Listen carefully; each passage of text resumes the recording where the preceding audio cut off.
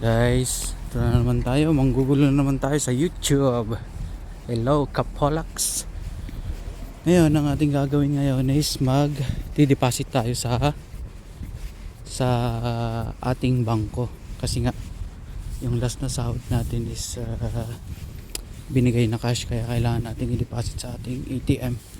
Ngayon guys, ipapakita ko sa inyo kung paano dito yung pagdi-deposit ng pera na hindi ka papasok sa loob ng bangko.